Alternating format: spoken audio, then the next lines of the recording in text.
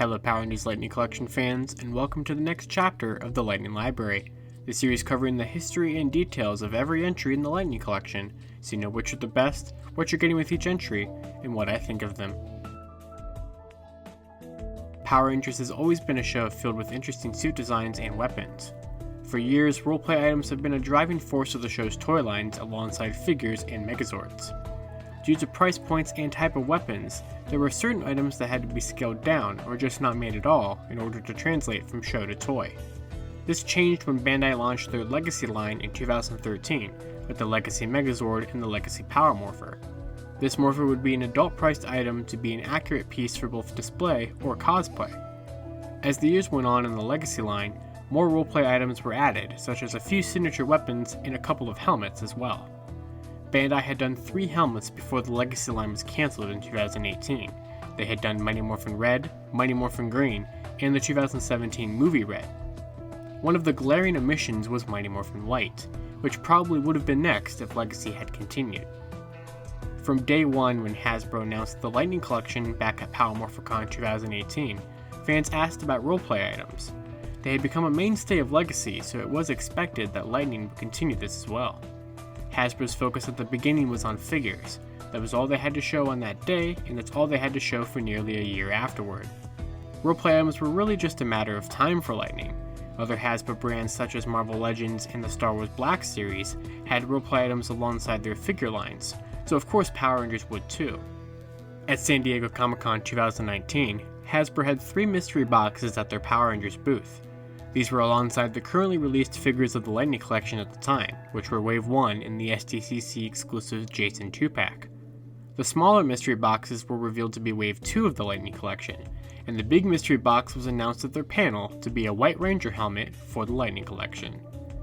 It was fitting that the first roleplay item in the line would be Mighty Morphin White focused, since he was also the first figure in the line.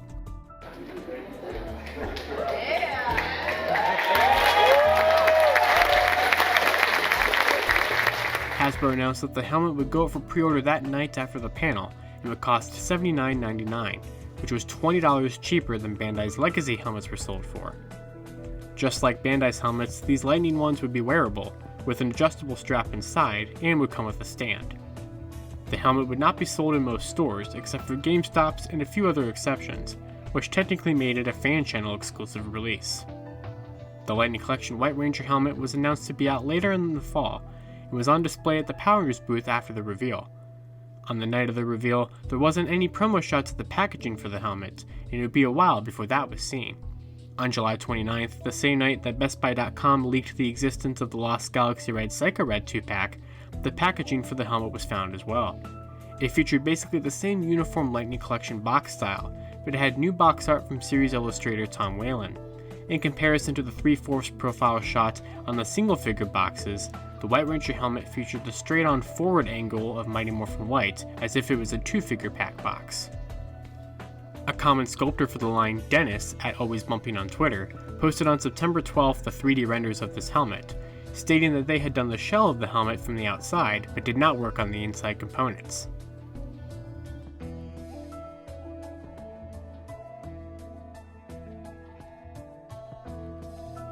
The first sighting of the helmet was on October 19th, when Reddit user u/surplus_sarcasm posted their haul of the helmet from Big Bad Toy Store.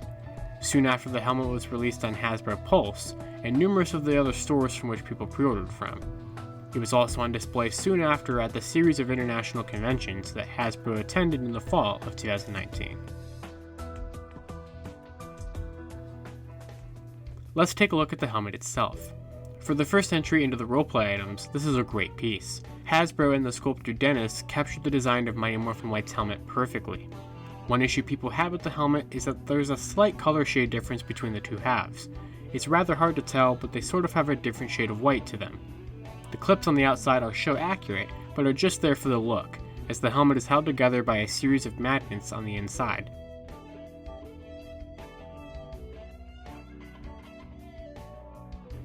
Before we put it on, let's take a look at the stand. The stand comes in multiple pieces in the box. There is a pole for holding it up, the base, and the top of the pole that the helmet actually sits on.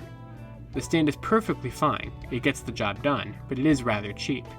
It has a metallic looking sticker of the M&PR logo on it, but it is also rather cheap looking. Overall, the stand is nothing to write home about, it just serves its purpose.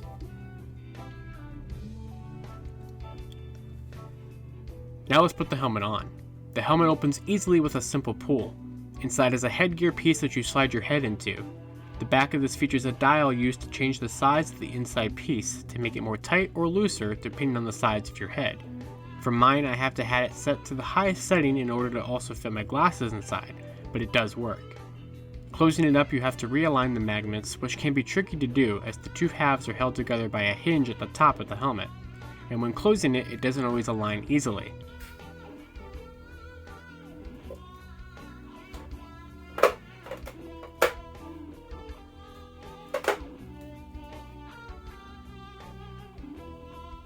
And requires some finagling to work.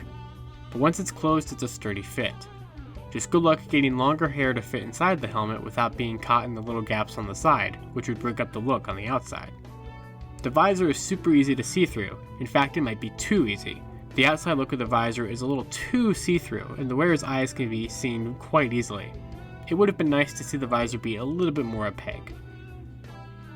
I would say it's pretty easy to breathe in there as well, and it would be great for a cosplay being worn for an extended period of time.